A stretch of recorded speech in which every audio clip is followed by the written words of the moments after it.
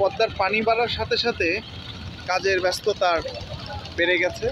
বন্ধুরা, আপনারা দেখতেই পাচ্ছেন হরিরামপুরের সেই পদ্মা নদী, হরিরামপুরের পদ্মা নদীর যে ভাঙন ধরেছিল সেই ভাঙন রোধের জন্য কিন্তু আবারও কাজ শুরু হয়েছে। সেই কাজের জন্য যে পদ্মা নদীর ইতিমধ্যে কিন্তু নদীতে জোয়ার এসেছে, পানি কিন্তু বেড়েই চলছে প্রতিদিন।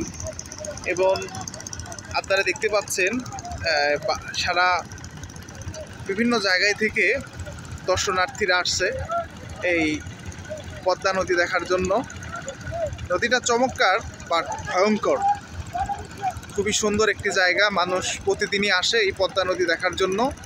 নদীতে স্রোত অলরেডি শুরু হয়েছে, বেশ ভালো রকম স্রোত কিন্তু শুরু হয়েছে এই নদীর, আমরা দেখতে পাচ্ছি। সেই সাথে কিন্তু অতি দ্রুত কাজের যে ব্যস্ততা সেটাও কিন্তু শুরু হয়েছে।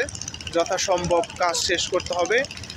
পদ্মার কিন্তু আবারও সেই বর্ষাকাল শুরু হওয়ার সময় হয়েছে, পানি কিন্তু বাড়বে এবং অলরেডি জোয়ারের পানি কিন্তু বেড়েই চলছে।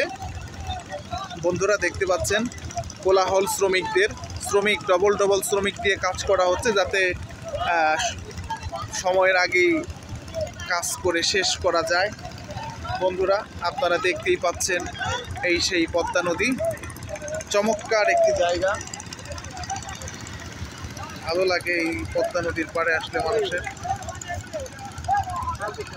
পদ্মা নদী দেখতে শুধু ঢাকা থেকেও শরণার্থীরা আসে, দেখতে পাচ্ছেন বন্ধুরা। খুবই মনোমুগ্ধকর এবং চমৎকার একটি জায়গায় হরিরামপুরের পদ্মা নদীর বারবার ছুটে আসি, বারবার খালি আসতেই মনে চায় এই হরিরামপুরের পদ্মা নদী দেখতে। বন্ধুরা, আপনাদের মন জুড়িয়ে যাবে। এবং গোসল করার মতো চমৎকার একটি জায়গা হয়েছে, গোসল করার মতো চমৎকার একটি জায়গা। নদীতে ইতিমধ্যে জোয়ার শুরু হয়েছে, জোয়ারের সাথে সাথে কিন্তু স্রোতও বেড়ে যাচ্ছে।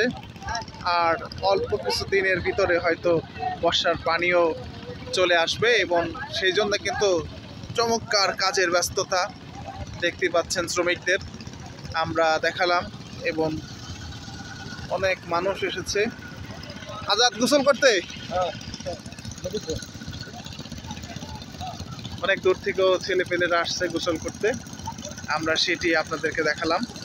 এবং চমৎকারভাবে কাজ করা হচ্ছে, খুবই চমৎকার একটি জায়গা, পরিবেশ ভালো লাগে।